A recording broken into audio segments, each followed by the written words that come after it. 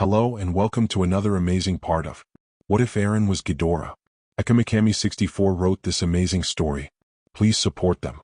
Don't forget to like, sub, and leave a comment. Now let's dive in. God of Hate.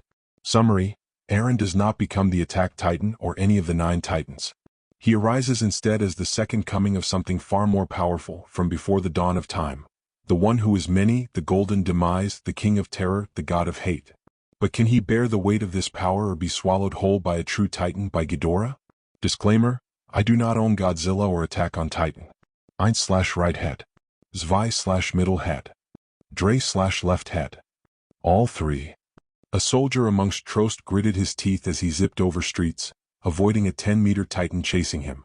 And abnormal at that, running in an almost ape-like fashion with its legs and right arm, the left reaching up to him in hopes of snatching him out of the sky, its face possessing a large underbite. Damn it. Just got to make it to that clock tower and use it to get over a few buildings, put some distance between me and it, he thought, forcing down the terror caused by his grinning predator. He blinked in confusion as he zoomed past an intersection, a flash of gold out of the corner of his eyes and a great crash resonating behind him. He came to a stop, propped against a wall before looking back. His eyes dilated in fright at the sight. There was no Titan there, but just passing the corner was the end of 2 very large, he could only call them tails, both with spiked endings that reminded him of a mace. What the hell was that? He whispered in fear before he heard something like a laugh. He turned just in time to see the hand of a Titan grabbing him.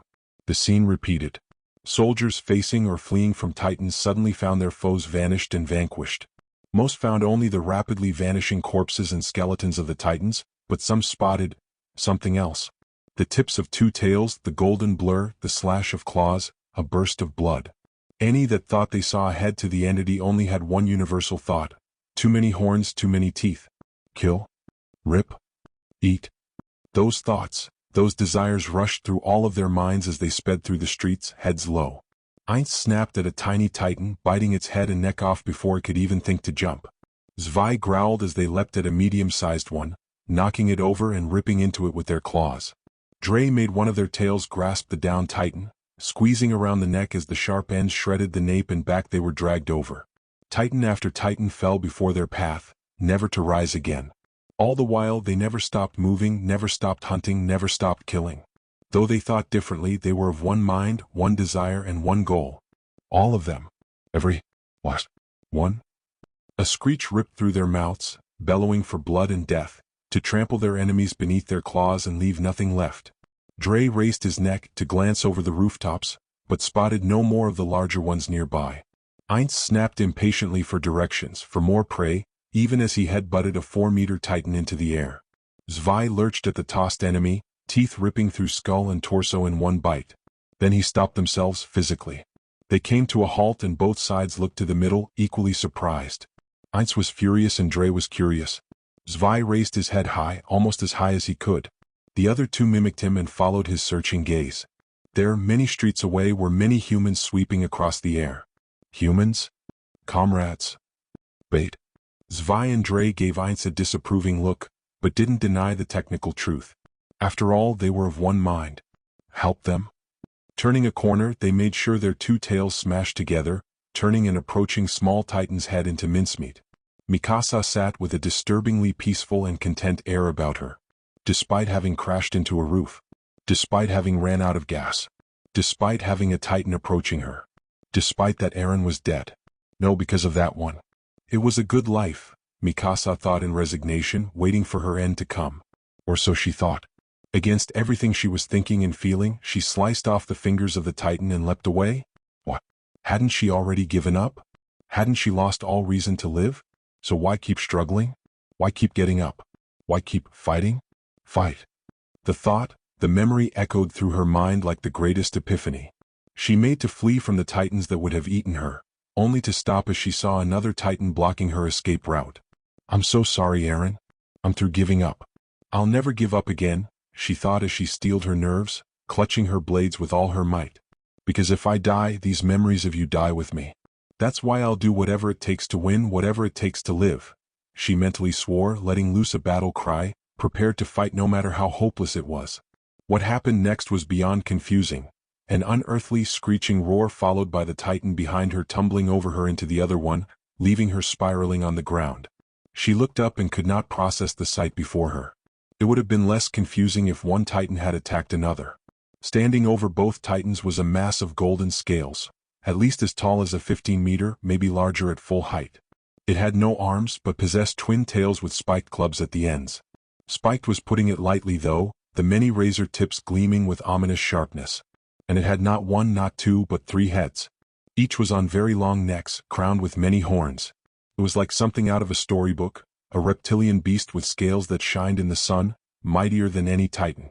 And it wasn't just fighting the 2 titans. It was destroying them. Both titans flailed to get loose of the beast, but its necks wrapped around limbs to twist and break them, tails tore away flesh and bone, and fangs ripped them to shreds. All the while, all 6 of its green eyes gleamed wrathfully down upon its victims. It was as if it was hatred itself, manifested in the flesh. Mikasa. She had barely registered the voice before Armin swept her off the ground, taking her atop one of the nearby buildings. "Yo, are you two? What the fuck is that?" Connie asked in alarm as he caught sight of the new titan-killing monster. Armin swallowed nervously as he took in the sight. He thought he had been imagining it at first, so focused on saving Mikasa. But the reality was right before him. "Is that a dragon?" he asked in disbelief. "Hey, what?" Connie asked in confusion. "Something I read about as a child. But I thought they were a myth. Just stories people told before the Titans appeared," Armin answered. "Whatever it is, we need to get out of here," Connie stated warily. "We can't, Mikasa's out of gas." Armin answered, rushing over to her. "There's only one thing to do. I don't have much left but dash." A sudden loud, almost chirping noise made all 3 of them pause in fear, looking back to the creature. The 2 titans were disappearing into steam beneath it, and all 3 heads now were staring down on them. Armin swallowed, realizing this thing was easily 20 meters with its long necks. But why wasn't it moving towards them? Why was it just staring? Armin? The sight of the blonde human brought a shared relief upon all 3 of them, even if he did look incredibly scared. Armin blinked, realized he was being stared at, before the gaze of all 3 shifted to the lone female of the trio. "Mikasa. Mikasa. Mikasa." The 2 humans stared at them with incredible confusion as Dre expressed more joy while Zwei nodded firmly, relieved but ultimately feeling unsurprised by the female's survival. Eins only grunted in acknowledgement to Dre's disapproval, earning a growl from Eins. Zwei hissed at both of them to end the matter. Is it having an argument with itself?" Connie asked slowly, feeling incredibly weirded out by the sight of 3 heads on one monster having some form of disagreement. All 3 heads looked to the final soldier, who flinched under those green eyes. "Baldy?" The trio watched doubtfully as the great beast turned away and began to stalk away from them. "So it's really going to ignore us?" Connie asked incredulously. Mikasa and Armin shared a look. They wouldn't exactly call those reactions ignoring. Mikasa nodded to say she had the same thought as Armin. The creature almost seemed to recognize them. But how? Questions for another time. Eins, Zwei, and Dre all stared around the vast walls surrounding the city, searching for their target until they finally caught sight of its location. The gate. The breach. The hole. Eins growled, Zwei scowled, and Dre grinned. This would never end as long as Titans kept coming into the city, so killing them at the entrance would be the best way to stem the tide and the fastest way to kill more Titans. Dre suddenly perked up as he caught sight of the humans taking off again, dragging the attention of Zwei and Eins back to the tiny beings with concern in his head. Zwei scowled, realizing that Dre's sense of worry was warranted. There were 3 humans, but one was holding another. They couldn't all fly. The Mikasa was safe on her own, the Armin was safe with the Mikasa, and the Mikasa was safer with the Armin. Why did they want those humans safe? They didn't remember. However, even Eins didn't disagree with the feeling, this longing. But Zwei knew that the humans might not be safe if only one of the 3 could fight right now. Still, while Eins stayed silent, his impatience for a decision was obvious by the rumble in his throat. To where humans gathered or the broken gate, it made no difference to him. Titans would be there for them to kill either way. Breach is breached. Breach stay breached. Humans may die. Help more? Yes. For now. With that, the 3-headed dragon turned to follow after the trio of humans, who quickly took notice of their tag-along. "Yo guys. Our new friend is on our ass," Connie called out, glancing back with alarm. Looks like your plan might work too well, Armin. Armin couldn't blame him. Watching the golden beast racing down the streets and closing the distance was incredibly intimidating. Is it trying to come after us after all? Mikasa asked with a scowl, looking back at the green-eyed beast after slicing into the neck of a titan. Said beast trampled over the corpse without hesitation or slowing down. If it wanted to kill us, it already would have. Armin reasoned despite his concerns. Just keep going. I think it just knows the titans will follow us. I hope you're right, Air Dash. Connie started only to blink as the low-leaning beast was now directly under them, the eyes only briefly glancing at the humans before dashing forward past them. Min, shit, you were right, he finished, grinning as their unexpected ally rammed its way over a pack of 10 and 4-meter titans, its fangs and tails a whirlwind of death. Thanks a ton, Trips. Ainz ripped out the nape of a titan just in time to glare at the nickname. Incredible, Mikasa stated, seeing the reptile power through the titans, seemingly on pure hatred and willpower, before attempting to catch up with them. Trips. Armin asked with a skeptical brow. What? You got a better nickname for the three-headed reptile titan? Connie asked with a smirk, looking up with a hope in his eyes. There's the HQ, and it's covered in titans. Fuck. I don't think that'll be a problem, Armin stated, just before the golden dragon raced by them. Their leg muscles coiled and ready, the beast leapt high and let loose a great and echoing roar before two jaws bit into the necks of two titans that were peering into a hole in the building. They pulled the mindless humanoids down with a crash, their bites like a vice on the necks. Now's our chance. Mikasa declared as they aimed to crash through the windows, the glass shattering as they braced themselves. Mikasa. Jean called as the trio landed in front of him. You're all alive? Yes. We made it. Connie declared as he sat Armin down, taking a moment to catch his breath. In morbid curiosity he checked his gas, finding it essentially empty. Any longer and we were done for. What happened? What was that thing? Jean asked in confusion, his fellow survivors looking on in amazement as what appeared to be 3 titan-sized snakes were outside the hole in the wall, glaring at some unseen foes.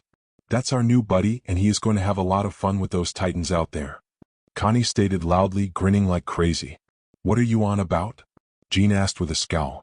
I know it sounds crazy, Armin stated with a deep breath. And I have no idea what it is, just that it's only interested in killing titans.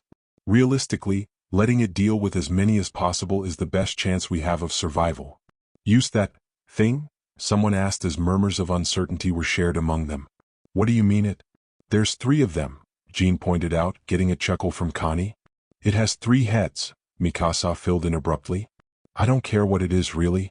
It had many chances to kill us and even followed us here to kill more titans. If that is its desire, we should let it kill as it pleases here for as long as it can. I'd say this is crazy but... Jean paused to look back at the beast. 2 of its heads were gone in the midst of battles by the sounds of it, but 1 head was still up and looking inside. If Jean was any crazier, he'd almost think there was concern in those eyes. I suppose the enemy of my enemies is my friend applies here. Dre watched for another moment, making sure no more titans were crawling on the building before turning his attention to their rear, taking command of the tails to knock over a large titan at the legs, the other tail coming crushing down on the neck as soon as the titan landed face first. The first tail came down again, squishing an entire small titan. More were coming. They weren't sure what was attracting them here more, themselves or the humans. The titans were targeting them now though, rushing at their armless form without fear or plan, just their everlasting desire to kill and eat. Titans only tried to eat humans. Zwei remembered that for them. Did that make them human? Zwei scowled, coiling around a titan's neck, pinning it for Ainz to finish off. They didn't look human, but they didn't remember what happened before this day. They knew the gate had been broken. And they knew these humans. Yet the humans didn't seem to know them. They only had glimpses of memories. Dre remembered the humans for them what they did remember of them. But they didn't recall humans being so small. Or more likely they didn't recall being as tall as titans. Ainz confirmed that with wrathful certainty, recalling being much smaller than the titans, and that the nape was the kill spot. That was important. Thinking about humans made Dre concerned, sad almost as the Mikasa and the Armin flashed in their minds. It made Zwei uncertain, keenly aware of that they had forgotten some very important things. But it just made Ainz angry to think that they were ever weaker than the titans. Humans safe. Gate now. No. Wait. Why? Zwei snarled at Ainz's impatience. eyeing the next wave of titans as he contemplated how to fight them next. Humans stay, we stay. Not safe. Need time? For Zwei didn't know, but Ainz sensed the emotion. He didn't know what the humans needed to do to leave this place, just that they couldn't do it instantly. Zwei looked down in shock as Dre came down to head but Ainz, making the right head roar at the left. What? Stop. But Dre just glared at Ainz as they all felt something well up inside them. Something at the edge of their memories. Do you want them to die like Mother? They flinched back, all three of them. Not from Dre's accusation, but from the memories. The memories of that day. A red, skinless face peek over the walls. A rush of hurricane winds and the fall of debris. A home destroyed. A woman crushed. A titan eating her. They ignored the approaching titans even as the giants began to encircle them, hands reaching out and mouths open to bite. The three heads began to quake with unbridled hatred, their breathing becoming erratic as their eyes became unfocused and their pupils dilated. Their scales almost seemed to glow for a second. Just as the titans began to descend upon them, the three heads all reeled back. And they screamed. Long and thunderous, so great was the roar that every window in the immediate area began to crack and shatter. On and on it went, reverberating and echoing across Trost. All of the surrounding titans stopped to crouch and clutch their heads in foreign agony. Dull grunts and whines escaped their lips while blood and steam flowed from their ears. It almost looked as though they were kneeling before the great dragon. Kneeling and waiting to be slaughtered. Within the building, Armin and the others all shuddered as they descended in the elevator with rifles. That has to be either really bad for us or for the titans, Marco remarked, clutching his weapon harder. Just try to ignore it for now, Armin suggested, swallowing uncertainly. It wasn't a bad plan he had come up with, but if anything went wrong, if anyone else died. Armin's eyes widened as the elevator reached their destination and they saw the room filling with smoke. No, not smoke, steam. You guys already killed all the titans. How in hell? Jean asked in shock. Armin, I am loving trips more and more. Connie declared with relief. They were all stunned by that roar. Sasha exclaimed with a grin. So we went for it. Armin scowled in confusion, glancing at the bodies. It stunned them? We had to make a judgment call, Annie explained as the elevator came all the way down. All of them were just kneeling in pain, so we didn't believe we'd have a better opportunity. Armin nodded as anticlimactic relief filled the room, the danger taken care of, but Armin couldn't help his brain from dwelling on this unexpected turn. The titans were stunned? But even if they're injured, titans recover almost instantly, and pain never stops all of them. So why now? Why would that roar affect them? Armin wondered, glancing upward to where humanity's strangest ally might be. Just what is that thing? It didn't take long for the soldiers to resupply their gas tanks and decide it was best to leave as soon as possible and return to the wall. But something caught their attention. You guys seeing this? Connie asked in surprise. Little hard to miss, Annie remarked as they saw the literal wall of steam arising from the other side of the building. Thus, several of them couldn't help taking one detour, to venture to the top of the armory and see how the golden beast had fared against the titans. The sight was etched into their memories and would replay in their dreams. Or nightmares. This entire side of the armory's surrounding road was covered in the smoke of rapidly vanishing titan corpses. A huge plume of it came from the center where a pile of titan bodies had been built. As if the bones were its throne, they could see the outline of the three-headed monster in the smoke. With no more titans in the area, all three heads reared back to release a cackling roar out to Trost as a display of dominance and supremacy, the vibrations of the roar alone dispersing the steam to reveal its golden form once more. Not even a scratch on it, Reiner remarked in astonishment. I'm just glad that thing's on our side, Marco said with a nervous smile. For now, Annie remarked pessimistically. Yeah, you go Trips. You the boss. Connie cheered, holding his hands to his mouth as if to amplify his voice. What he says. You rule, you beautiful scaly bastard. Sasha cried out with a whoop of joy. Each head looked back in confusion at the soldiers on the rooftop, especially the two very loud ones. Will you two shut up? You're going to make that thing want to attack humans just by annoying it. Jean hissed. Oh, come on, lighten up, Jean. Connie retorted with a chuckle. Yeah, it's not like it can understand us, right? Sasha asked rhetorically. A very loud bang made them all look back to the creature in fright, seeing that it had snapped one of its tails down and broken several titan bones. It looked less than pleased with the commentary. All right. Sasha repeated nervously. The three heads stared a moment longer, the middle one flaring its nostrils before the creature turned away and began to walk off. Where's it going?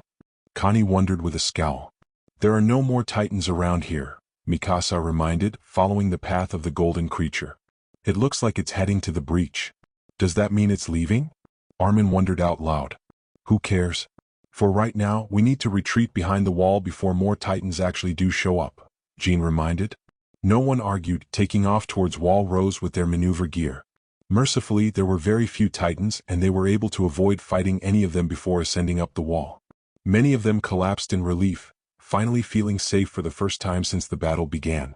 Connie decided to glance back out at the nightmare to see if he could catch a sight of Trips before it left the wall, only for his eyes to widen in amazement. Oh fuck, Trips is awesome. His exclamation drew his comrades' attention as they looked back to the gap and squinted to make sure their eyes weren't deceiving them. The beast had not left. Quite the opposite, it was actively fighting and killing titans as they tried to enter the breach, ripping and crushing them with wild abandon. It's not trying to escape? Mikasa stated with a confused frown. Armin shared her sentiment. If it was just trying to kill titans, it would just hunt down the nearest one. Despite the number it destroyed while they were refilling their gas, there were still dozens upon dozens across Trost. If it went to the gate, it would logically mean it was just trying to get out of the enclosed city now, but it wasn't. It was at the breach just to kill more titans. Combining that to its reactions to him, Mikasa, and the antics of Connie and Sasha, that was all pointing to one thing. It was intelligent. You there, cadets? A soldier, a short female with white hair, called as she approached them. Are you the last ones? Are there any wounded? She asked with a scowl. Why, yes, ma'am, to our knowledge, Marco answered with a nod, looking to the rest of the group. No wounded. But plenty of fatalities, it went unsaid. She returned the gesture. All of you come with me. We need you to report on what you saw in regards to that creature. What, already? Can't we get a breather? Connie complained to himself with a tired sigh. Still, they dutifully followed after her, the occasional echo of a familiar roar meeting their ears. End of chapter. And here we go, the first chapter of God of Hate, and my first AOD chapter in years. I fell out of love with the series until recently, but recent chapters have reignited my interest. And here we are. For the record, this is MONSTRVRC Ghidorah. Granted, I'm using some of the titles given to anime Ghidorah like Golden Demise. Still, yes, I hope you enjoy what I affectionately call Mini Dora. This isn't a comedy FIC for the record, it's just impossible to write three personalities like these conversing without it sound funny and or terrifying. Like Eren's Titan shifting in canon, it'll eventually be revealed how Eren got this ability.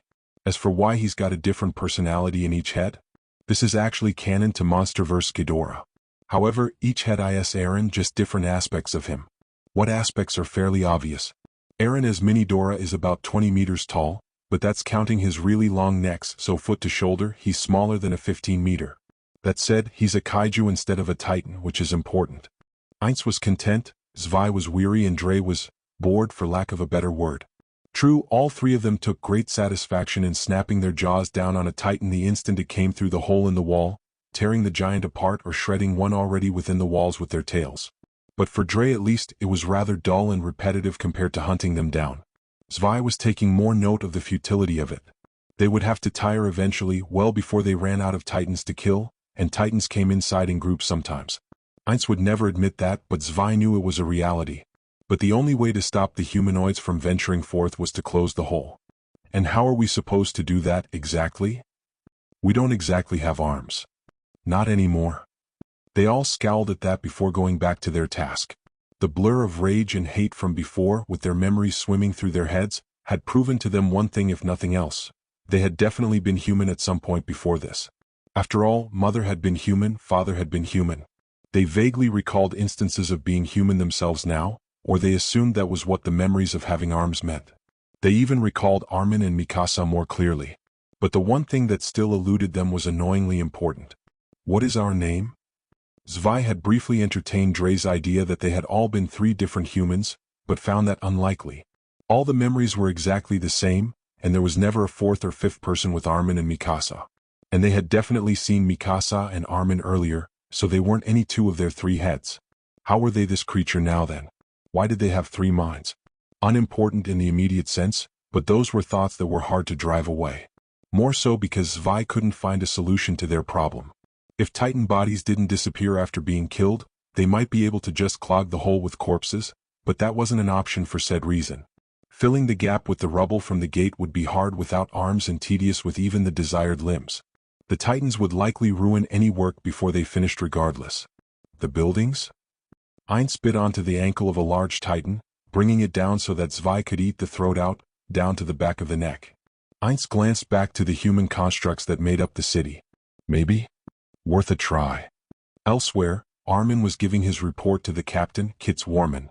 I've heard from your comrades that it was your idea to lead this lizard Titan towards the armory, despite knowing your fellow soldiers would be there, the large, clearly stressed man stated firmly.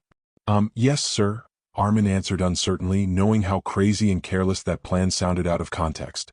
Please explain to me how you came to the conclusion that this was a good idea, cadet? Kitz instructed promptly. Yes, sir. After witnessing it attack and kill 2 Titans with rapid efficiency, I realized that it could be used to our advantage. While I had some concerns about it attacking my comrades, I quickly found out that this was a very unlikely event, Armin explained, trying to keep the nervousness out of his voice. In what way? Kitz asked skeptically. It looked directly at myself and 2 fellow cadets, Mikasa Ackerman and Connie Sanders. After a moment, it turned away and left to find more Titans to kill, Armin explained, pausing to see if the captain had anything to say. You didn't? I thought if we led it to the armory, it would be able to keep the Titans outside busy until we had been able to refill our gas supplies. However, it seemed my plan wasn't really needed, Armin answered uncertainly. I don't follow? Kitz questioned with a frown. The plan was to lead it to the armory withdrawing its attention to the Titans along the way, but it just followed us without prompting for some reason. I almost thought I had been wrong, that it might want to kill us after all, but it passed right by us. The heads were right next to and below us at one point, but it just rushed forward to kill more Titans in our way, sir. It was almost like it was trying to protect us, Armin explained carefully. You believe that thing wants to protect human lives, not just kill Titans? Kitz asked doubtfully. I know it sounds crazy, but nothing else makes sense. It followed us to the armory, and didn't leave until after it saw that we were leaving, even after the Titans were all dead. Then last we saw, it headed to the gate and started killing every Titan that came in, Armin stated before scowling. Sir, may I make an observation? You may, cadet, Kitz allowed with a frown of his own. I'm not sure that thing is a Titan at all, Armin stated, getting silence in response. While it is similar in size to most, all known Titans look human in terms of shape and design. This one is like a reptile with no arms, 2 tails and 3 heads. Nothing even remotely similar to humans. As mentioned, it has no desire to harm humans, even seems to avoid it. I've also failed to see it injured, so I can't be certain it can even regenerate like a Titan. What are you suggesting, Cadet Armin? Kitz questioned with a scowl. That we attempt to use this beast, trust it not to turn on us at a moment's notice? I'm saying it's not a Titan, sir. And Armin hesitated for a moment. This might be a bridge too far in terms of trying to convince this man. I believe I and the others have witnessed it being capable of understanding human speech, sir. Kitz didn't react to that claim, staring at the boy as if he was some form of foreign entity. Cadet, do you understand how insane you sound? Extremely, sir. But my fellow cadets can verify most if not all the facts I've stated, Armin answered with a firm nod. Kitz gritted his teeth, unwilling to budge on the idea. Even if I was to consider that beast as anything but a new threat, I'd need some more proof than just the wishful thinking one as green as Dash. Captain? Rico exclaimed, rushing towards them. Captain, you have to come see this. What is it, Brzezinska? Kitz demanded, looking both angry and worried by the interruption. It's that creature, sir, Rico answered with a troubled scowl, making both men stiffen in concern.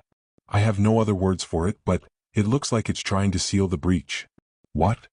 Armin and Kitz said in shock.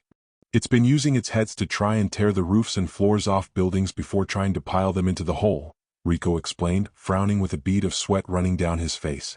It's not going well. It manages to get enough wreckage to block the Titans for a moment, but they'll push through the moment it stops holding it, or when the wood gives out.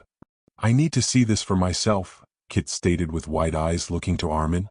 Cadet Artlert, do not speak a word of this to anyone yet. Yes, sir, Armin acknowledged, distracted by the imagery of a dragon fruitlessly trying to hold back the Titans with a thin barricade of wood. Fuck. All 3 of them cursed as they pressed their body against the makeshift, ever more fractured pile of wood, getting slammed by 4, no, now 6 Titans. And said defense made it near impossible to actually get close and kill the Titans without ruining their work, leaving them only able to bite off arms trying to get through the gaps. Still too dull for you? I didn't mean it like that, damn it. Shut up and bite them. A 15-meter titan shot its arm completely through the debris, to their shared displeasure. Dre bit the hand of the titan and pushed it back through, to the confusion of Ainz. But confusion turned to approval as Dre went through the hole and began to bite and tear at every titan he could reach. Unfortunately, due to the angle, he couldn't get to the two small ones just below the hole in the makeshift seal. Both leaped up to grab on and bite Dre's neck. The leftmost head screeched in pain, reeling back and pulling the titans with him, which Ainz quickly ripped away. The small, shallow wounds only bled for a few seconds with black, oily blood before rapidly healing over. This isn't working. That was the shared thought even as Ainz stubborn grabbed the piece of a wall they had thrown nearby, pressing it against the hole. If he had time, it might be possible. 20, even just 10 minutes, he could probably force enough wood in there to maybe, just maybe make it too packed for the titans to just force their way through. Maybe give the humans enough time to seal the breach more permanently. But as it was, the titans would just keep ruining their work without realizing it. We killed a lot in the city. Should we leave? We'll kill more out there, keep them from getting into the city. Could we kill enough? Yes. No. We could. We'll tire out, we've been over this. We can't stop them from getting in like this. We can't kill them all if we're dead from being stupid. We don't have any other choice. Of course we do. You just don't care if it doesn't involve killing titans? You're the one who said it. They killed Mother. And what about Mikasa? What about Armin? Enough. Zwei screeched at both of them, head-butting Dre and biting of one of Ainz's horns to slap him against the wall. Both heads looked to the center one, their feet and body weight keeping the barricade in place for now. Is this what I'm like all the time? That sobering thought quieted them all as they returned to holding the makeshift barricade in place. They were out of options. They could keep fighting, they would keep fighting. Because they wouldn't lose until they died. If we died, we die free. Ainz and Dre watched in surprise as the supposed brains of their trio slammed himself head first through the wood, biting the face off a titan and sending it reeling back. Still, they quickly joined in, tearing apart the top of the barricade, ready to use the bottom to keep the titans at bay while they took down as many as they could. As many as they had to before they could get out of. Hey. That stopped their plan rather prompt, the three heads glancing up to see a small group of soldiers hanging down from the wall on the maneuver gear, just halfway down and only barely out of range of them. The three heads eyed them. Ainz suspiciously, Zwei cautiously, and Dre curiously. Are they going to attack us? A rather troubling idea, if the very side they were fighting for thought they were an enemy. Still, all the same, Ainz and Dre returned to keep hold of the compromised wall of wood, while Zwei watched the soldiers with a studying look. The man that had called down to them was large in build and had brown hair with a mustache and beard. His eyes were sunken in, covered with worry and despair as his blades trembled in his hands. I don't know what you are. Or where you came from, Kit stated warily. The idea of trusting something like you seems insane. Zwei tilted his head with narrowed eyes, making the captain flinch. But I can deny this no longer. You're clearly not just trying to kill the titans. You're trying to stop them. You're trying to save this city, Kit admitted begrudgingly before taking a deep breath, and letting loose a wild and inquiring yell. So for the love of the walls, give me a sign here. Are you intelligent? Can you understand me? Zwei's eyes widened, however minutely, and the soldiers all tensed to see what would happen. But Zwei only had one possible way of answering. He nodded. Slowly, deliberately, and repeatedly. By Cena it can, Kit whispered, feeling almost lightheaded from how unreal this situation was. Then tell me. Do you really believe this plan of yours is going to work? Ainz growled from his position, the wood buckling against him. Zwei looked down at the failed attempt to seal the breach with a snarl, but it left while looking up to the captain with a shake of the head. No way that's a coincidence now, Kit said in resignation. As much as I hate the idea of letting more of those monsters in, it can't be helped, he admitted bitterly. I need you to fall back to the wall. We're trying to come up with a plan for you to help us close this damn hole. But we can't do that if you're taken out by these damn titans. Understand? It was surreal to Kit, staring down at the great golden creature that was holding back the horde of titans, their arms reaching through to try and grab the beast. Dre was the first to howl his agreement, Ainz grunting in acceptance afterward. Zwei glanced back at the wall. More accurately, the top of the walls where the cannons were. Was this a trap? Still, Zwei looked back to the human overhead and nodded. If humans wanted to attack them, let it never be said the three of them struck first. With that in mind, he jabbed his head to the side, motioning for the soldiers to get out of here. That I understood, Kits accepted as he and the other humans retreated back up the wall. Sir, are you sure about this? Rico asked as they headed back to Wall Rose. Not even slightly, Kits remarked with gritted teeth. But there is only so much evidence I can ignore before even my paranoia doesn't make sense. Rico nodded in understanding, glancing back at the three-headed beast.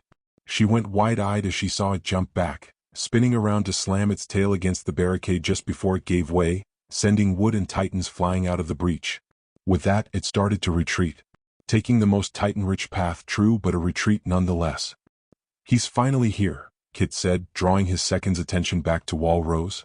Above the wall was a man waiting for them. Isn't that Commander Pixis?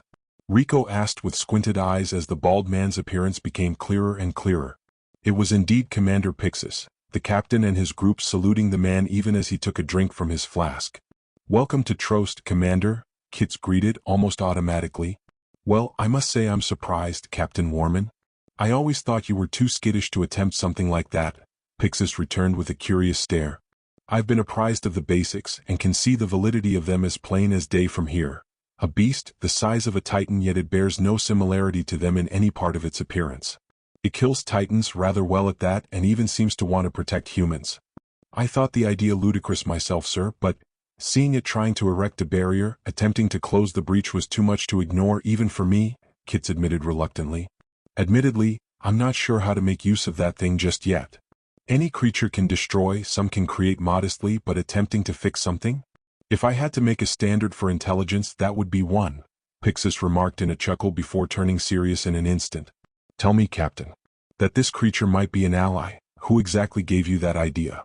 Even with all their hunting and holding the titans back, there were still many in Trost. Too many for the humans.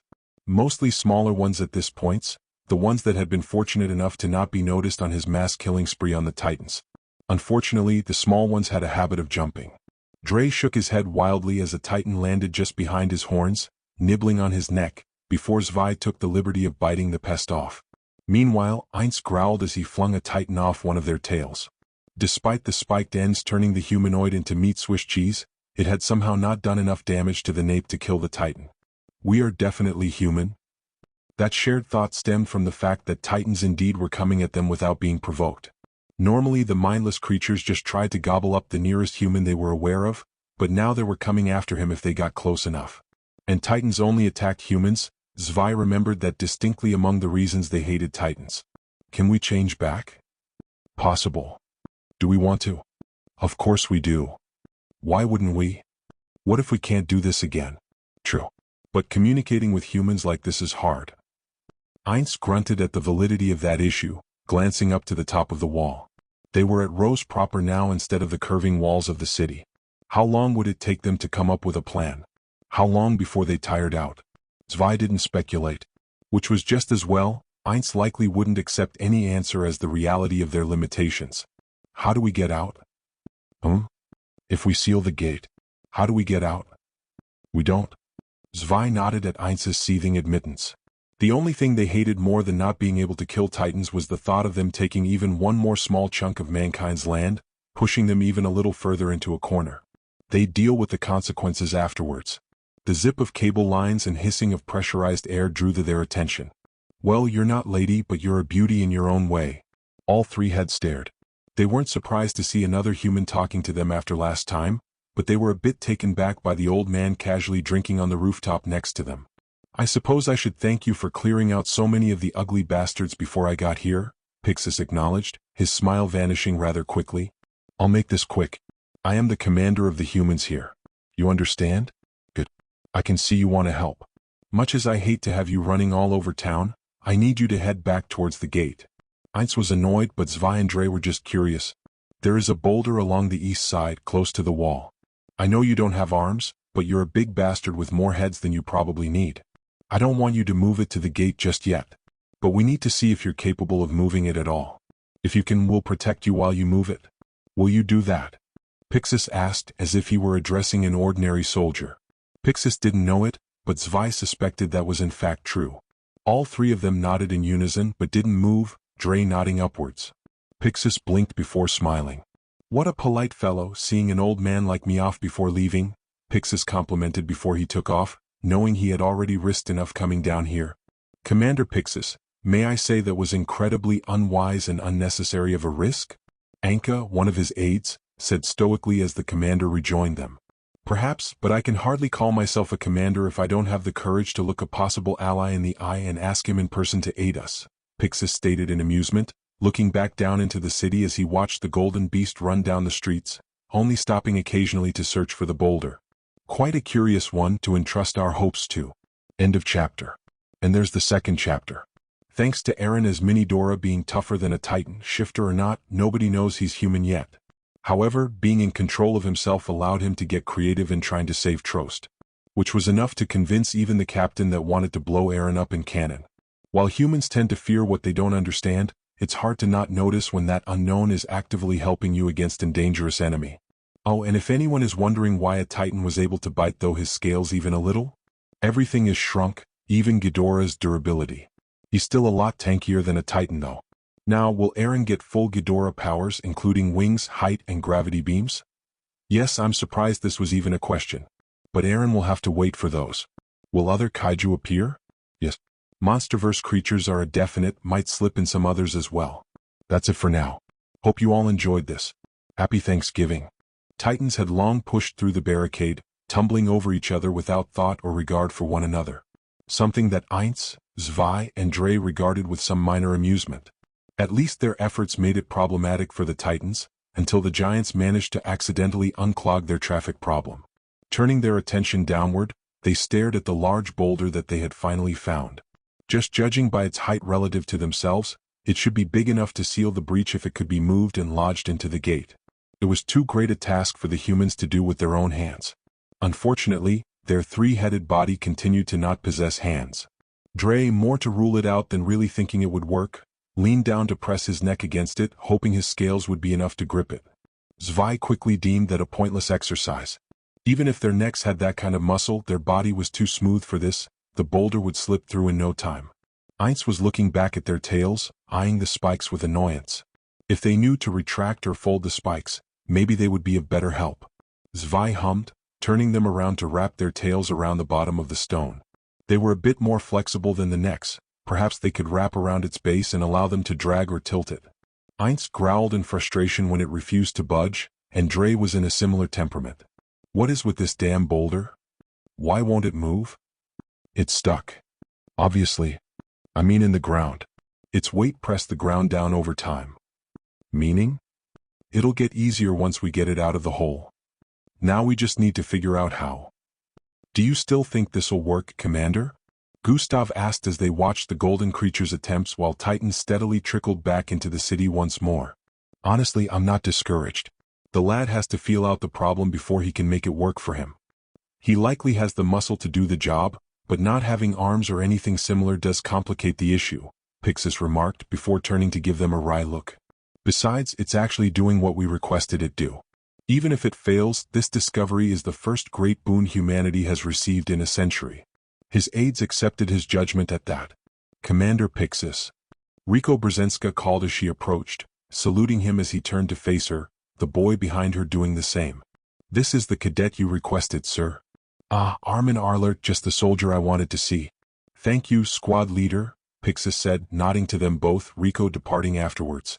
You wanted to speak me, sir? Armin asked nervously, glancing out to the city, eyes widening as he caught the golden creature. Is that? Pixis nodded in agreement. We've confirmed the creature does indeed possess intelligence, the capacity to understand our language, and an apparent desire to protect humanity. It's currently attempting to move the boulder at my request, Pixis confirmed in summary. I'm told that you played a part in convincing Captain Warman of this golden fella's value to us and recognized him as a non-enemy from your first encounter. Armin nodded meekly. Yes, sir. But I don't think I would put it like that. It was a rather obvious conclusion with all the facts. Be that as it may, I had a hunch, Pixis remarked craftily. A hunch, sir? Armin repeated in confusion. Tell me, cadet, what do you see?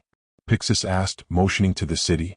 Armin remained uncertain but looked out all the same, his face settling into one of deep concentration. Even if it moves the boulder, the Titans will still attack it. Unless it has more abilities we're not aware of, the dragon can't reasonably move the boulder and defend itself. At least not effectively if the numbers get too big. I'm sure you've already thought of that and plan to rally the troops to protect it as it moves the boulder. Even if the mission succeeds, it would lead to an extremely high casualty count, even ignoring our current losses. Anka and Gustav looked mildly impressed with the young soldier's deduction of the situation, Pixis smirking at his hunch being confirmed. And how, exactly, would you propose reducing casualties without harming the mission's success? Pixis prompted. Armin looked surprised by the question, but steeled himself all the same. He took a quick breath. The main issue is Titans will eventually surround it, gang up all at once. Meanwhile, Zwei had firmly ruled out pushing it with their legs as it was just impractical, and also using their horned heads to push the rock as it was just too stuck in the ground. While it might work once they got it moving, right now they only succeeded in making scratches with the horns. That just left one option. I really hope no one is hiding in any of these houses. With that in mind, they turned and made a quick retreat from the boulder. Is he giving up after all? Pixis asked in disappointment. No, I don't think so, Armin remarked, squinting as he saw the dragon abruptly turn around and pause. Then it ran. It ran so fast it kicked up pavement, lurching forward to the rock. Then, with one great leap forward, it turned to slam its side into the boulder. The great, spherical rock dislodged itself and sped forward half a block, crushing itself halfway into a building towards the wall. Dre gave a little victory screech while Heinz just sagged, glad that tedious task was done yet a bit dazed from the impact being on his side of the body. Zwei took the lead, bringing them over to the boulder and began to attempt moving it again. It wasn't easy by any means. The shape wasn't a perfect ball shape and it weighed a lot. But they could roll it at the least. They turned and gave a great roar to the wall. He did it. Armin cheered in relief. Good, now all I need to do is convince the soldiers to help defend our unexpected ally, Pixis remarked with a chuckle, turning to do just that. Commander? I think you might want to do that quickly. Armin alerted, drawing their attention back to the golden beast, who was continuing to roll the boulder. Commander, didn't you tell that thing to pull back? Anka asked with a scowl. Are you sure it understood? I don't think this is a miscommunication but a judgment call, Pixis said with a scowl of his own. He just got that boulder out of one hole, but he might have thought it would make another. Armin's eyes widened in understanding as the commander left. Of course. We've been assuming this thing would be aware of something even the average human wouldn't know for sure. The road should hold without caving in under the boulder, but most people wouldn't be able to tell that if the stonework is cracking beneath it. He thought as he watched the Titans around half of Trost tread in the direction of the dragon. Zwei growled to himself in frustration as they used their heads and occasionally a knee to roll the boulder forth, the stonework of the road giving less than assuring sounds under the strain. If the boulder caused itself to collapse into anything worse than what the stone had already been in, he wasn't sure if they'd be able to ram it out again so easily. But it wasn't a short walk to the breach, over 5 kilometers with an increasing number of Titans in the path. As much as endangering humans didn't appeal to them, it would pragmatically have been much better to wait for the soldiers to come and help them. But in the moment they made a judgment call based on what was happening. Besides, something was nagging at the back of their minds. Where is he? The bastard. The armored Titan. That asshole. None of them were sure how well they would fare against that particular enemy. Even Heinz conceded that, but he still wanted to find out. Could their teeth rip through armor that cannons couldn't pierce? Was their body strong enough to go head-on against it? All these questions festered behind the all-important one of why it hadn't shown up yet. They weren't sure how long this battle had gone on for, but it felt longer than that day. They were pulled out of their thoughts as the boulder suddenly started to resist their efforts. Heinz roared, biting at a 10-meter Titan trying to push through the gap between the rock and the buildings to get to the golden beast. Zwei looked up and cursed to himself. There were a lot of Titans in front of them, and a couple smaller ones below them, crushed by the boulder. Dre made sure to start attacking the 5 to their rear, having wandered around a corner they had passed, the 2 tails crushing and shredding them as they came. This could get ugly. Attention! The soldiers of Trost, all terrified and on the verge of mass desertion, came to a silence at the booming voice of Pixis. Take note, the Trost recovery operation has begun. Pixis announced, surprising and confusing many. The primary objective of this operation is to reseal the hole. Yes, you heard correctly. What's more is that it is being done manually. The confusion grew amongst the crowd. Everyone had pulled back. There were no more soldiers in Trost, right? So who was doing this? And reseal the gate manually? Impossible. I'm sure by now many of you have heard or even seen the rumored beast now roaming Trost. A golden monster with 3 heads, slaughtering titans left and right. Allow me to put all doubts to rest. This creature is real. And, furthermore, is intelligent. Hard as it is to believe, this beast can understand humanity's tongue. I have witnessed this myself, as well as its active attempts to not only kill the titans but seal the breach. The crowd grew restless. How could they not? Were they supposed to believe something like that? Recall the massive boulder roughly a league from the gate. This creature is already in the midst of moving the boulder to schlep it into the breach, in spite of the risk to itself, as titans will inevitably swarm it. This is where you all come in. Your job will be to defend him. Yes, defend a new giant monster from our mutual enemies, the titans. Now the soldiers were beginning to break, some already turning to desert, with others attempting to stop or punish them. Anyone wishing to leave shall, by my order, not be charged with treason. Pixis declared firmly, shocking everyone. Those who have seen a titan firsthand will not be expected to revisit such horror again. Whoever this applies to, you may leave with my blessing. I only ask one thing before you depart. That made many of them stop, wondering just what the commander would ask of them in exchange for pardoning their treachery and so-called cowardice. All that I ask is that you come up here and take one last look at the battlefield before making your decision. There was a tension among the army, deserter and otherwise. But human curiosity was a powerful thing. For soldiers bit the bullet, using their maneuver gear to scale wall rows. Everyone waited for their return, but there was none. 2 more went, then 5, and then another 3. More and more, until close to 100 soldiers had ascended the wall. Each of them found their comrades, alive and well, but staring in disbelief. And they quickly joined them. Even from this far away they could see it. The dragon pushed the great boulder forward, trying to hold off a dozen titans even with itself so preoccupied. 4 large ones were trying to reach over the boulder, and one of them had grasped the horns on the left head, allowing another to also grab it. Even 2 titans weren't strong enough to retch the long neck forward, but it allowed another one the chance to bite at the neck. The head roared, the titan's teeth gnawing on its scales as relatively small amounts of a black liquid bled from the golden beast. The dragon pushed forward, taking care to step on a 4-meter titan trying to grab its leg. Its right head reached out, snapping its jaws onto a 10-meter titan that had gotten on the roof next to him. It yanked the titan off, barreling it into the crowd in front of the boulder, freeing the other head and allowing it to slam its neck against the building and dislodge the biting titan. The wounded head quickly and angrily bit out the nape of its former attacker. 7 titans of varying size were to its rear, its tails flailing randomly and wildly, none of the 3 heads able to dedicate the focus to direct the tails to be more lethal. Titans were knocked over, shredded and amputated, but most just regenerated the damage and continued their attack without pause.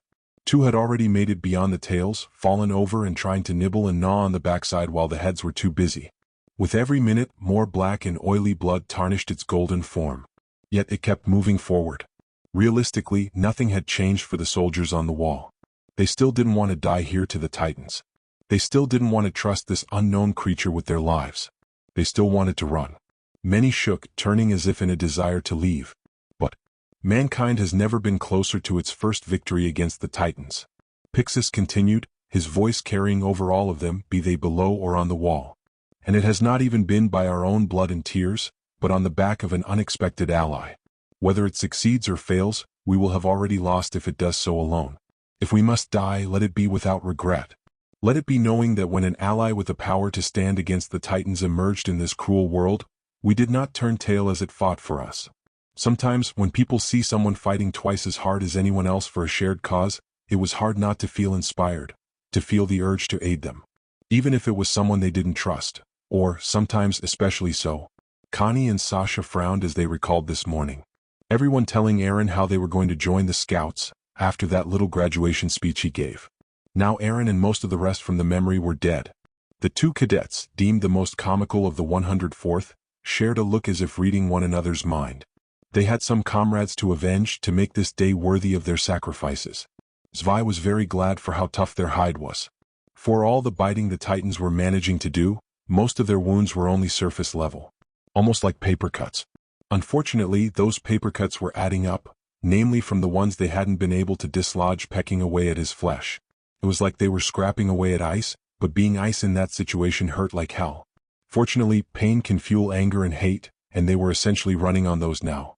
Heinz was almost silent besides his roars for blood and death, while Zwei had completely tuned him and Dre out, the third head doing damage control where he could, pushing things along almost mindlessly between kills. They were almost halfway there now. Just a bit further and he could turn his full attention to slaughtering these senseless creatures. Or as many as they. The titans fell from his backside, dead. What? Who? How in hell? All three of them noticed a human soldier blur through the air from their backside, flying over the building to their left. A human with black hair and a flash of red. Mikasa? Yo Trips. Hang in there, the backup has arrived. Connie called down, zooming over the boulder and distracting three titans who tried to follow after him for now. Baldy? Connie? Why are they all here? Dre resisted the urge to enjoy that Heinz's anger sounded more concerned than upset, but he was too busy taking stock of the situation, watching as humans charged through the air. As was someone else. Armin gritted his teeth trying to think the situation through. The plan was simple but its effectiveness was limited now. There were three teams. One group was busy distracting and luring titans away from the dragon and its path, leading them to the walls. But at least half the titans left in Trost were already starting to gather and clump up in groups within 1 to 2 blocks of the three-headed beast. That was where the second largest group came in. Their job was to do the same, lead the titans away, but unlike the first group, they were to engage with the titans and try to keep as many from their new ally as possible. The final team, the most elite veterans and skilled members of the 104th, were deployed with the express role of aiding the dragon directly, be it killing the titans that managed to get on it or just distract them to give the dragon a chance to kill the titan in question. All the while said beast was trying to keep the boulder moving. But with titans no plan went perfectly. Damn it. Commander Pixis was right, retreating definitely isn't an option now. It's already injured and there's no telling if it could survive taking on that many titans at once, even without being preoccupied with the boulder. But people are dropping like flies because of how close the titans are all together. If only we had a dash. Armin blinked as he remembered the armory and the titans being stunned. It hasn't used that roar again. Could Sasha be right? Zwei was happy to say that he could hear Heinz and Dre again and that the bleeding felt like it had stopped already. But he wasn't sure how manageable this situation really was. True, the humans were relieving a lot of pressure. Yet the soldiers were falling left and right to titan jaws. And it was pissing them off, especially Dre, as the humans died while they themselves were forced to do nothing to stop the slaughter, only able to keep pushing the rock forward. And all the while, their hatred burned in their throats, all three of them. Hey! There was an instant when time seemed to slow before they looked to their left. There they spotted Armin looking up at them with a glare that didn't reach his eyes. End of chapter. Okay, there we go. And I'm officially rumbling canon. Nobody knows Eren is human. Eren did the boulder thing early for valid reasons but with mixed results. This is still AOD, not everything is going to go Eren's way. I'm sure the ending with the soldiers being rallied by the sight of Ghidorah's desperate, determined march was a bit corny, but I like the imagery and I feel it works. Ghidorah clearly isn't a titan, and they can see him trying to close the breach. There's also them realizing in canon that their families will all die if Walrose falls, but they have a clear and better hope from this. Hope you are all enjoying this, the final manga chapters and the start of the final season. Next chapter we find out what Armin is planning. Stay safe everyone. Lot of people in my family got COVID. No one in my household, but the ones that got it, some got it bad. A rumble went through the building as the cadets busied themselves with filling their gas tanks, some giving uneasy or grinning faces at the sounds of a destructive battle that was hopefully going in the favor of their golden savior. So, should we be at all worried about trips? Connie asked curiously. As helpful as that roar was, it sounded kind of bad. Don't you know the rule? Don't name it, you'll get too attached. Jean scolded, just a tad annoyed by the overeager desire to call that creature an ally of humanity. He was a pessimist after all. Why would something like that have any care or regard for humans? I don't think we'll have to worry about that, Sasha said with a strained grin. Do you know something about this, Sasha? Reiner asked with a raised eyebrow. About giant golden reptiles? No, I do not. But I do know roars, Sasha assured, confident yet uneasy. I know death throws roars. I know mating roars. I know roars of animals fighting over a mate. I even know roars of wolf pups trying to imitate their parents. There is a story to some of those, Connie observed. And I don't want to know. And what kind of roar was this? Mikasa questioned. You look a bit nervous, Armin pointed out, listening intently. Oh, it's just that roar? That was basically one massive, "I hate you," to all the titans, Sasha explained, scratching her cheek. Last thing you want being what something like that hates. And a flashback. If that's true, then anger isn't enough. So what triggered it last time? Armin thought with a determined look as he stared up at the massive golden creature. This thing hates titans, but that isn't just it, is it? Armin's thought ran back to Eren's death, and further back to hearing Eren's account of his mother being eaten. That's right. It's intelligent. It has emotions. And for intelligent creatures, what we hate more than people or titans are their actions. And this thing has been trying to save humans' lives, so... Is that Armin? Connie called over the wind, seeing his blonde friend glaring up at the green-eyed beast. What is he thinking now? Ymir grunted in annoyance. Mikasa, slaying another titan, merely watched Armin with mild concern. She was sure he had a plan. Armin always did. But with so many titans around, it was hard not to worry. You get it, right? Armin called out, forcing his voice to sound like it was trembling in anger. The road was never going to break. The fuck is he yelling about? Jean muttered with a scowl, dodging out of a grasp of a 15-meter. And noticing that every muscle and scale on their new ally was tense, coiling all over as it stared intently at Armin. There was never any risk of it collapsing under the boulder. Armin continued to spit rage forth from his mouth as the dragon's form before to tremble, beginning to bare its mighty teeth. Guys? I don't know what Armin's trying to do, but I think Trips is getting pissed. Sasha pointed out in worry. No, what gave it away, that murder glare it's giving Armin, or the snarling fangs that are bigger than our swords? Ymir yelled.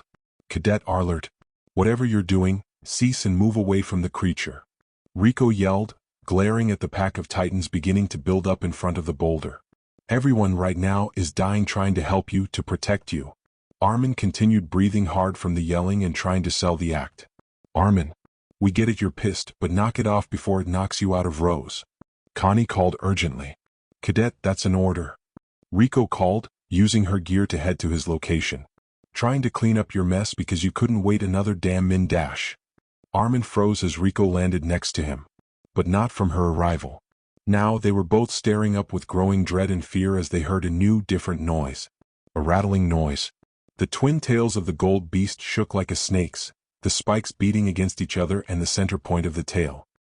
His green eyes were dilated in unholy rage, his entire body and all three heads reared up to accent the intimidation factor. But the important thing everyone noticed was that every titan in the immediate area stopped whatever they were doing and looked in the direction of the noise. Cadet Arlert? Rico whispered as the reptile inhaled suddenly. Everyone, cover your ears. Armin screamed out to the battlefield. It was just in time. All three heads looked towards the sky, and from their mouths came a long, screeching, screaming roar. It was like a thunder that would not end, creeping further and further past the pitiful barriers of their hands and seeking to destroy their eardrums. The roar of each head echoing and amplifying the other two. But to the stupefied amazement of every soldier, the titans all appeared to scream in pain as they grasped their own ears. Blood and steam gushed from the auditory holes, the titans nearly collapsing as they fell to their knees. The stunned silence lasted only a second before the three-headed beast charged the titans at its back.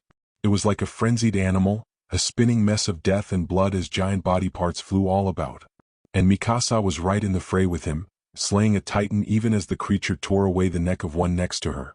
Without further prompting, all the soldiers took advantage of the momentary weakness in the titans, to kill as many as they could before they recovered from the roar. For once, when the streets ran red, it was with the steaming blood of titans instead of humans. That was crazy. He doesn't even know who we are. Kill, kill, kill, kill, kill. Well played, Armin, well played. Eins, Zwei, and Dre were unanimously pissed, to say the least. Dre knew that Armin might have been lying for a reaction, this exact reaction, but the possibility that it was true, that these people died because he was an idiot. They spun around, their tails ripping through the front of 3 for buildings as their foot came down on the head of a 4-meter titan. With a snarl, they raced forward once more, slamming into the boulder once more. Several humans made quick escapes from their attempts to kill the titans in front of the rock, before said rock nearly squished them along with the titans themselves. Okay, I'll admit, that was a great idea, Connie said loudly in amazement, over the ringing in his ears as he bore witness to the greatest turnabout he could have ever dreamed of, titans dropping like flies to humans. Cadet, that was beyond reckless. Rico remarked through gritted teeth as she rubbed her ears. But also brilliant. You might have just saved us half the casualties with that stunt. Thank you, ma'am, Armin remarked warily, watching as the golden dragon pushed onward with its cargo, for lack of a better word. Soldiers were flying around it in an attempt to keep it safe and let it focus on its mission. And none more so than Mikasa, bringing down a 15-meter titan just in time for the corpse to be crushed beneath the rolling stone.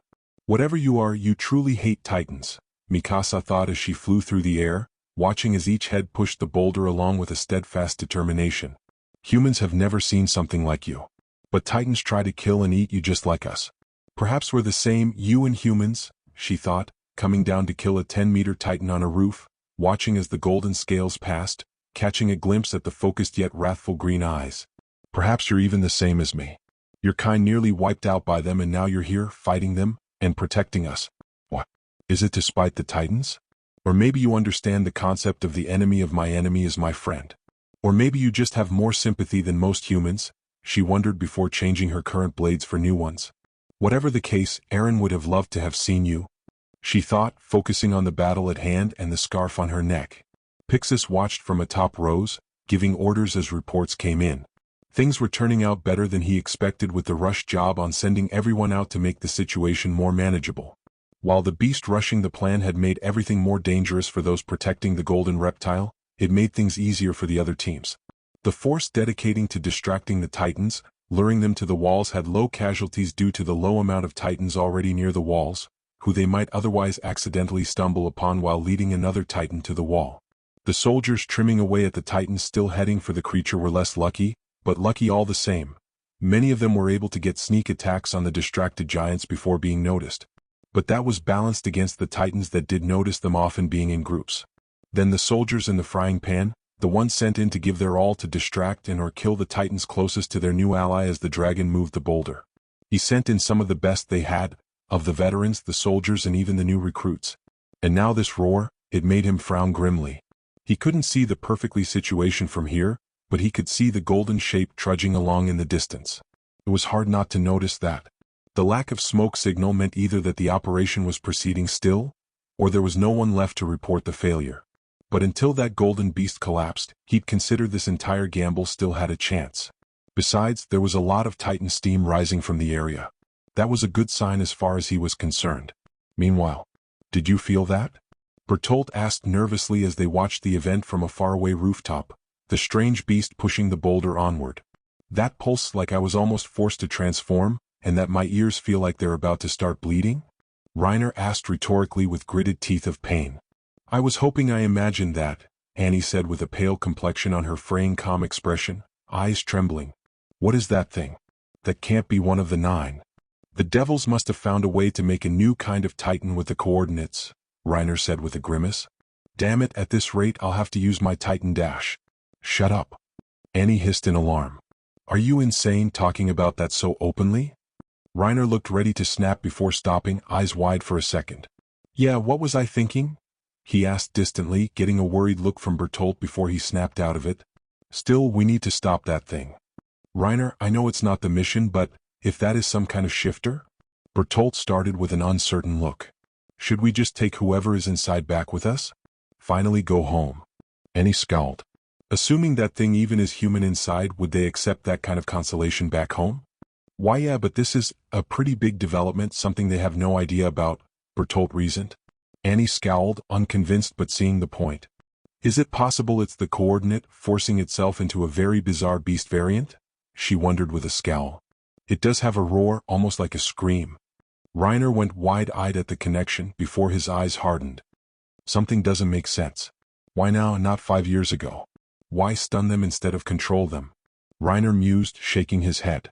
And if we leave now and we're wrong, our covers will be blown, Bertolt admitted, despite his own feelings on the matter. For now we stay the course, find out how this thing was made if we can. If there are more, Reiner said grimly. Annie dash. Hey. What are you 3 doing? The trio of infiltrators turned in alarm to see Kits Warman staring at them. Captain, they all greeted on instinct even if they were all tense and rigid. What are you yammering about in the middle of a battle? Are you 3 trying to hide on the sidelines and avoid your duties? He demanded with his usual haunted look tinged in anger. No, sir, Annie answered calmly, pointing to Bertolt. Our friend here was disoriented from the roar. We got him away to recover and rejoin the fight. All right, I didn't cover my ears in time, Captain, Bertolt agreed. I don't care for your excuses. Just get back out there and keep the Titans off that thing, Kitz ordered before giving them a stiff nod. As you were, cadets. Sir. All three stood there, motionless with very vacant eyes, sharing an uneasy look. Meanwhile, Heinz, Zwei, and Dre could feel their muscles burning now as they kept pushing on. They were tired, which was strange to Zwei's mind. They had been in pain and frustrated, but they still had energy to spare up until a few minutes ago. Roaring too much makes us tired? That kind of roar, apparently. We only use that once a day from now on. Agreed? Come on, Trips. Last corner. You're on the home stretch. Sasha called encouragingly, narrowly dodging across the roof to escape the reach of a 15-meter Titan. Everything went slow for her as she realized there was now a 10-meter Titan directly below her, just over the edge of the roof. She could feel her death approaching, horror building at the sight of the mouth opening and knowing she wouldn't be able to maneuver away in time, until a golden blur of scales and fangs rushed in, knocking her back onto the roof. Sasha stared up in awe, seeing one of the heads had shot over from the other side of the building, snapping its jaw down on the Titan. And it was staring rather intently at her, glaring more like. It was a rather creepily familiar. Still, thank you. You're amazing, Trips. Sasha cried out in tears of joy, flying off before she got attacked again. Same old potato. The three heads shared some fond annoyance over that exchange before finally pushing the boulder on, making sure to slam their tails down on any Titan they flattened under the boulder. By some strange chance they managed to regenerate even from that. They were mere blocks away now. But Zwei was still troubled. There was still no armored Titan. How do they vanish like this or appear? We turned into this. Could a Titan turn into a variant like that?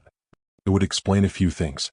They knew the armored Titan vanished years ago, but were too far away to make out what exactly happened. And the Colossal today? If it turned back into a regular Titan and ran inside the hole? No, something about that didn't make sense. Something tugging from the gaps in their memories, something said it would have been noticed. Something didn't add up.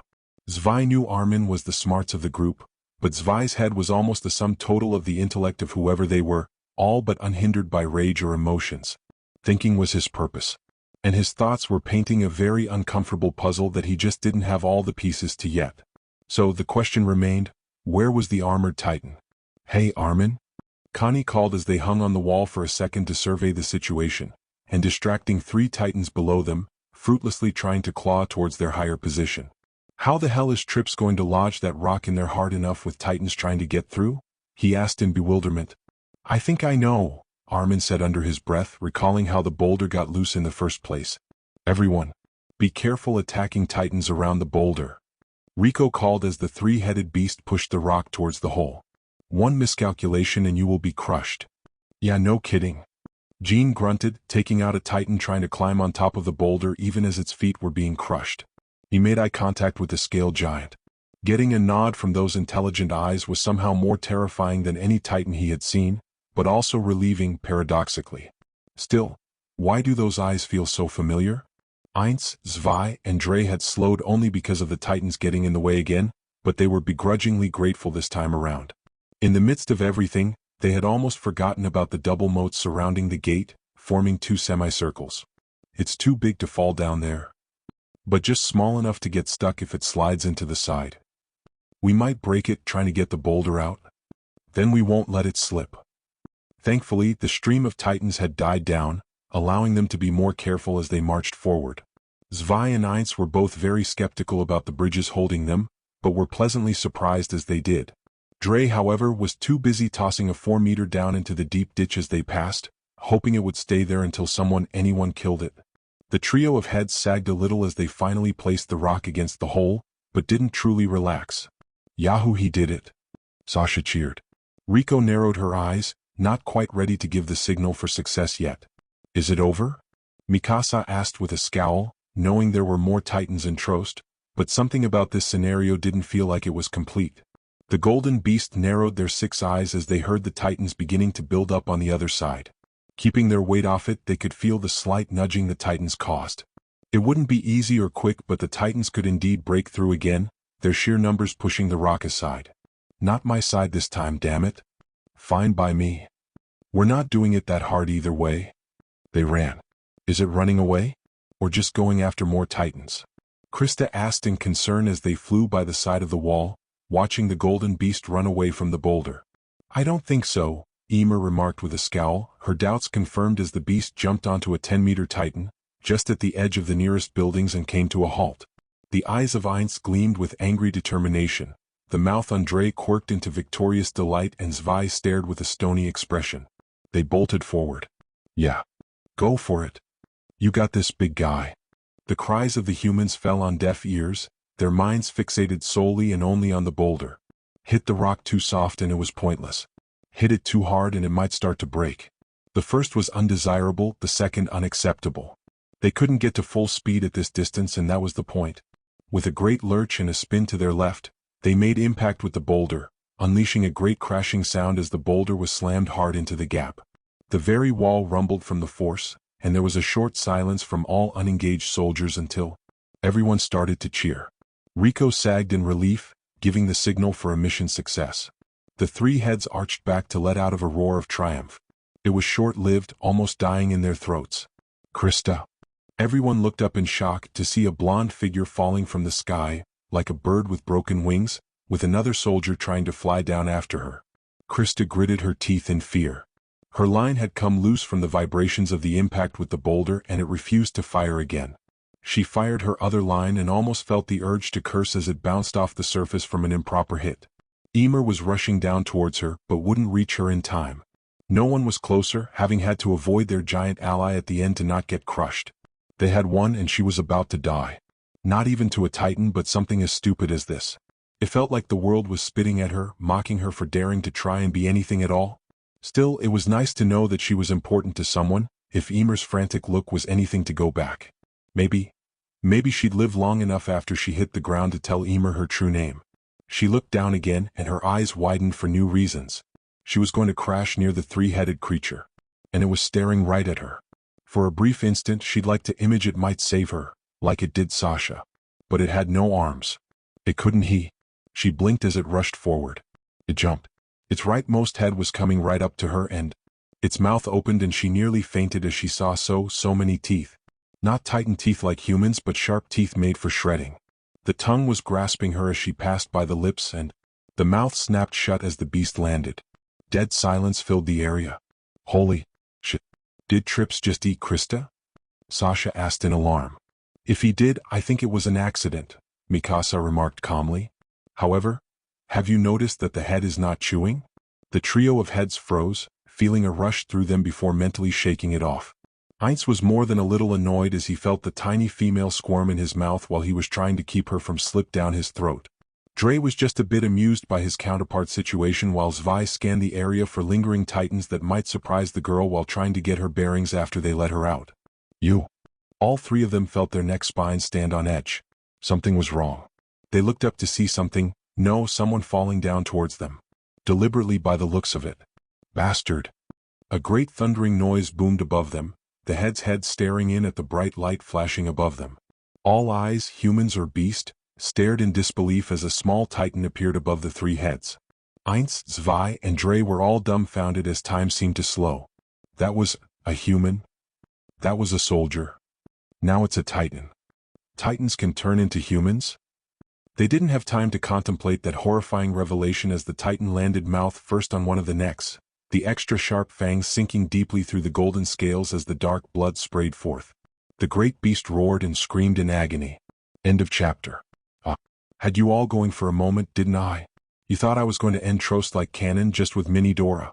Nope, not this FIC folks.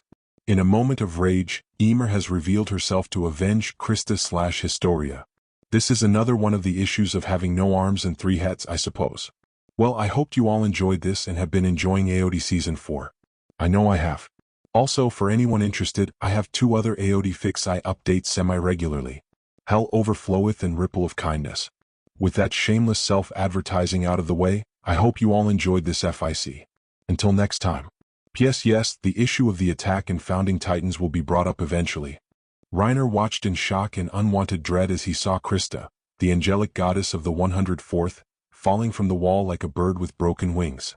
She's not going to make it, Annie observed under her breath. The fall was too high, no one had been close enough to get her in time, and the smaller girl would have saved herself by now if she could. What rotten luck, dying in such a way when the worst was finally over. Wait, that thing is Dash. Bertolt stopped abruptly as they saw the golden beast running forth, leaping into the air, and swallowing Krista whole. What the fuck? Reiner asked with a shaky voice. Was Krista just eaten? No way. After all of that, it turns on everyone when it's stuck inside.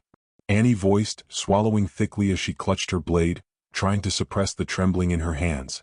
She double-checked to make sure her ring was still on her finger. If they had to fight that thing, right here and now, even with all these soldiers, they might have to use their titans and risk exposing themselves just to survive this beast. Reiner, what do we do? Bertolt asked suddenly, getting silence in return. He looked over in concern, inhaling sharply as he froze. Reiner was clutching his head, his whole body trembling. What is happening? He asked in a numb, shuddering tone. Damn it, this again? Annie cursed quietly. Bertolt, do something. Dash.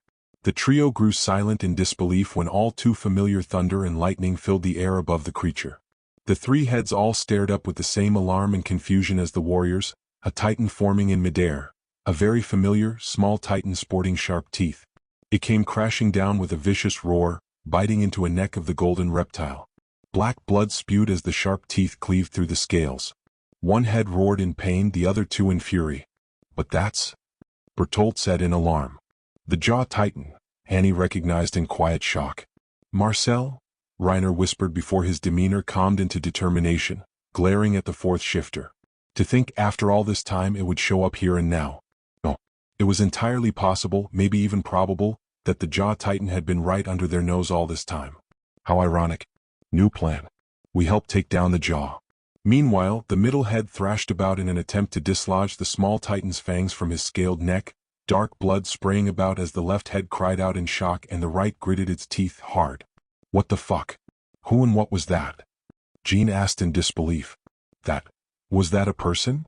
Connie asked numbly. We just saw that, right? Did I imagine that? Armin asked, his voice cracking as he processed the implication. I can't believe it, but no, cadet.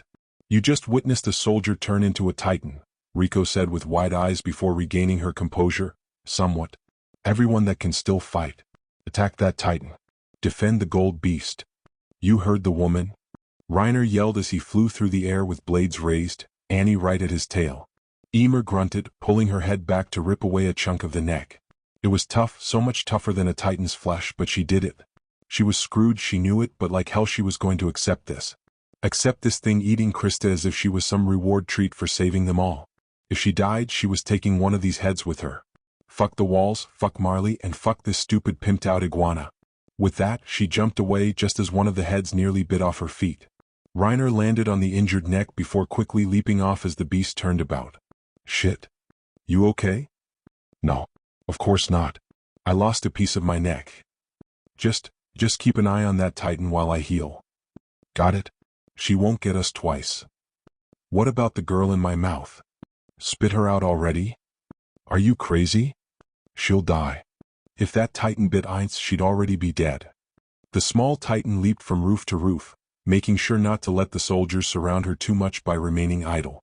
But there were so many of them, and if she let Mikasa get too close, she knew she was done for. That girl was basically a monster in her own right. But where was the cadet who was worth 100 soldiers anyway? Damn, this thing is fast. Jean cursed as Emer dodged away from them the instant the cables connected. It's not fighting back though? Armin said, his mind beginning to race. This titan was obviously intelligent, and it had many chances to attack them, even just by attacking the cables.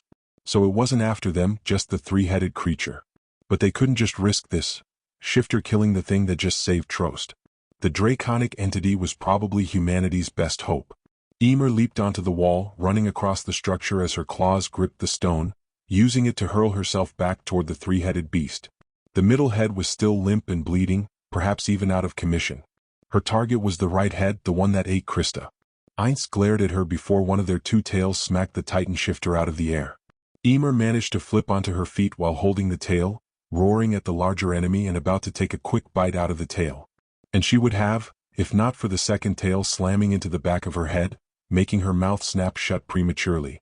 She growled as the left head swung over to her, prepared to return the favor.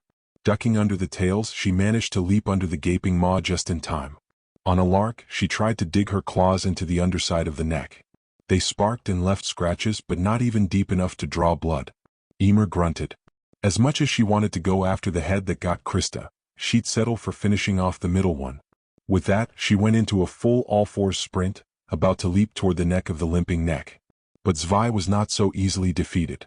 His head shot to Ymir all at once, forcing her to jump back as the injured and limp head glared coldly at her. She growled in midair before gasping as one of her hands was cut off, courtesy of Reiner. She barely moved in time to dodge the other two. Annie only severed 2 fingers, while Bertolt missed her leg entirely. Damn. Almost had her, Reiner said with a scowl as he landed on top of Heinz's head, Annie landing on the ground in front of the golden beast while Bertolt was on the base of the middle neck. Hey Scales? Reiner called, getting a snorting grunt from the head below him. Any idea what the fuck is going on? He asked, playing dumb for now. The head beneath his shook minutely and Reiner was both grateful and disturbed for the monster's consideration of his balance. Didn't think so, he said, watching Ymir leap back towards the buildings. It wasn't intentional, Reiner knew, but this position was perfect for the tri-headed creature to wait out the Jaw Titan. The city buildings made for decent platforms for the small shifter's agility to be of great use in dodging and evading, evident by how none of the soldiers could reach the Jaw in time with their 3-dimensional gear. But this open area around the gate meant that the Jaw had to expose herself before getting close to her target. You think you can handle that hag if she gets close again? Reiner asked, getting a rather firm nod. Good. Bertolt, meanwhile, was staring intently at the wound left by the Jaw Titan. It was healing, but it was nothing like how a Titan would heal itself. The black blood had cauterized and ceased to flow freely as the wound was now covered by a translucent, slimy, amber-colored substance. It was strange, and within, Bertolt could faintly see the flesh reforming, healing, and replacing the missing tissue in rapid time. Which meant its enhanced durability was a trade-off for slower regeneration. If he turned into a Titan, if he unleashed his destructive power, could that kill this monster? Normally he could only transform once a day, but he hadn't used the explosion earlier when he transformed to kick in the wall. He could, in theory, still pull one off even if it would exhaust him beyond the ability to function afterward. Would that be worth it? Taking out this creature right here, right now? Would they ever get a better chance than this? He tried not to think about how many in the 104th he'd be killing if he did that. Connie, Jean, Sasha, Mikasa, Armin, Marco, Ymir. All wiped away in the blink of an eye. Bertolt stiffened, trembling eyes looking upon his left. The neighboring head was looking sidelong, directly at him. Bertolt couldn't help but wonder, did it know? What all 3 of them were. Dre released his gaze on Bertolt, allowing the tall male to relax. I remember him. Sleeps weird. Skittish like Armin but without the brains. We're bigger than Titans, of course they're skittish. Careful. I think more Titans are coming this way. The trio of heads peered out, watching as the Jaw Titan leaped over rooftops and through streets, nearly fully healed herself. Heinz and Zwei didn't see any more Titans, but they understood what Dre meant. They could smell them, sense them all almost. There were definitely more Titans nearby. If more Titans show up before I heal, we won't be able to protect the girl. But, is she even still alive in there? Yes. Can't we just set her down? If we do, that bastard is going to take a bite out of one of us. And it's not like we can just ask someone to take. Actually, I think we can. Zwei winced with his drooping head, forcing himself to follow Dre's gaze. It was hard to focus past the rush of soldiers in the air, but he'd notice her anywhere. Mikasa was staring right at them, or rather, at Heinz. And she did not look at all malicious. Heinz met her gaze and the Ackerman froze as they held one another's stare. The beast slowly nodded and Mikasa matched the motion. Damn it, why can't we hit her? Connie yelled, landing on the roof with the Jaw Titan already well away. She's really fast even when her hand was injured, Jean said with a scowl. Every time we get close to hitting her she turns in an instant. And she knows our trajectory because of the cables. Training for Titans didn't involve training them for targets that would dodge. The worst was abnormals who moved unpredictably, but even they didn't seem to be intentionally avoiding attacks. This one though was obviously predicting their movements. Yeah, but... Sasha paused with them. Why hasn't she tried to kill anyone but Trips? The 3 grew uncomfortable at that, remembering what they had seen just before the Titan appeared. How the figure engulfed by the light appeared to be a human, a soldier even. If it's a soldier, that means they've been hiding among us for a while, Armin thought with a confused scowl as he followed after the Jaw Titan, watching others try and fail to attack it. But if they were with the armor and colossal, why aren't they attacking us? And where is the armor? Could this one not be aligned with them? You bastard. The words flashed in his mind. He couldn't place the voice when it screamed like that, but if he heard that right? If it was an emotional reaction, the only cause could be. He paused before glancing back to the golden beast, the rightmost head keeping its maw closed. But if it was reacting to Krista being eaten, then wouldn't that mean this Titan is actually? Ymir was just short of seeing red. The three were guarding the golden monster. She knew what they were, where they were from. And they obviously remembered her from her days as a pure Titan. They wanted this Titan power back, there was no doubt about that. She was fucked no matter what. Either she died, got taken back to Marley to be eaten, or taken prisoner by the people of the walls. Fine, she didn't care anymore. Just as long as this thing paid before she was done. And if those three tried to stop her? Well, she felt like she owed them a bit for killing their friend, even if she had no control of it. That said, if they got in her way, she'd push at least one of them into transforming before she went down, blow their cover and all. With that set in her mind, she made another dash at the beast. If going up front or from the sides wouldn't work, she'd just take it from another angle. Oh shit, it's crawling on the walls, a soldier yelled as Ymir used her claws to scale and leap across the walls. Trying to escape? Reiner muttered to himself, trying to steady himself as the three-headed creature began to turn, the head he was on shaking lightly back and forth. Reiner took that as his prompt to get off. Bertolt, Annie, give him some room to move. Obviously, Annie stated, eyeing the tails as she began to ascend the wall, in an attempt to intercept the Jaw Titan. They were disappointed but unsurprised as the Jaw Titan leapt off the wall and out of their path, heading for the golden beast once more. Ymir roared, sounding less human than her Titan already did, as she closed in on her enemy. She froze, however, as Ainz opened his mouth and leaned his head down. Time stopped for Ymir, seeing the unconscious form of Krista held in the tongue of the giant reptile. And to Ymir's eyes, there wasn't a scratch on her.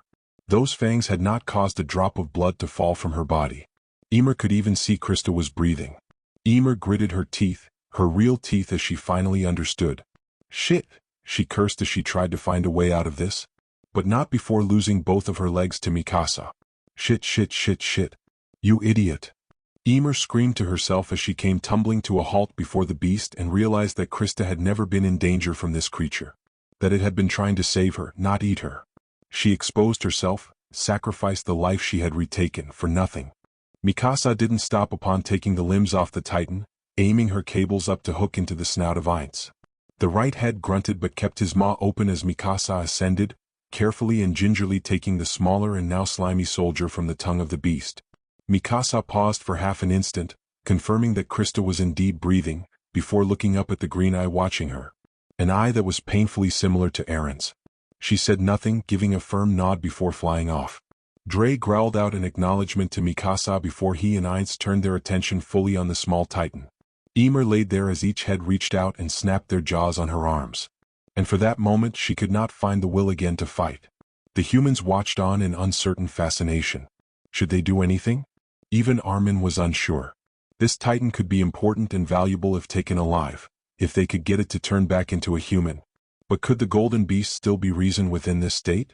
Ymir glared emptily as she watched the middle head rise up, the strange muck covering its wounds shredding in a disgusting mess to reveal completely healed scales.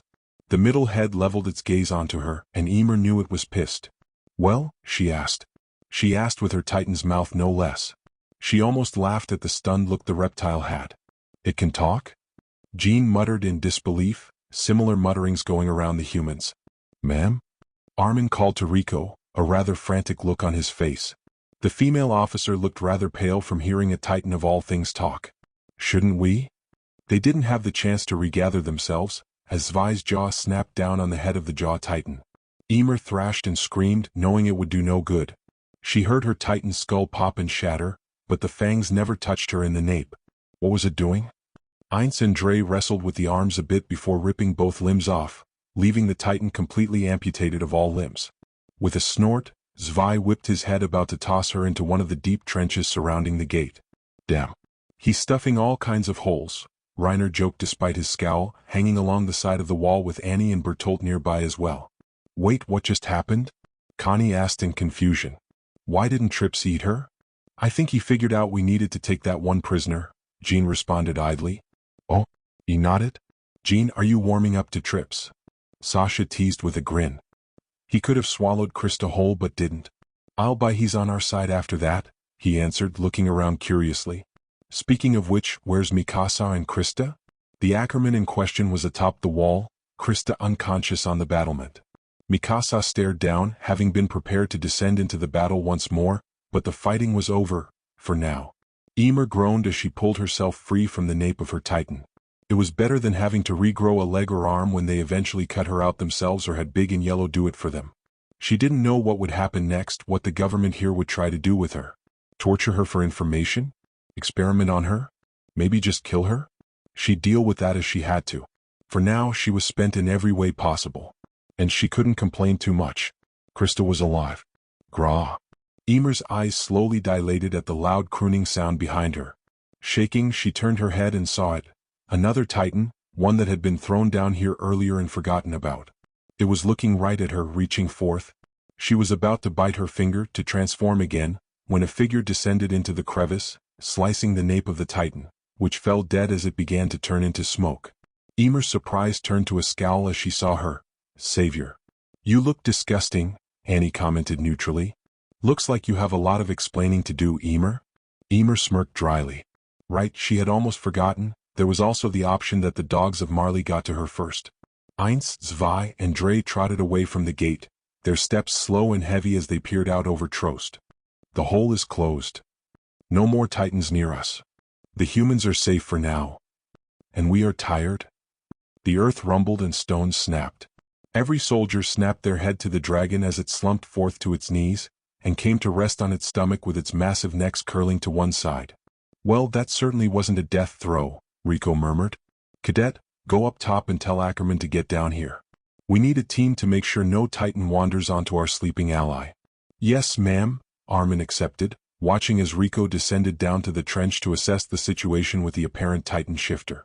It was surreal to think about. They had their first victory against the Titans, an ally in the form of an intelligent three-headed monster, and a captive that could switch between human and Titan forms. Of all the ways he imagined the breach of Wall Rose playing out, he never would have fathomed two of those instances and barely hoped for the first.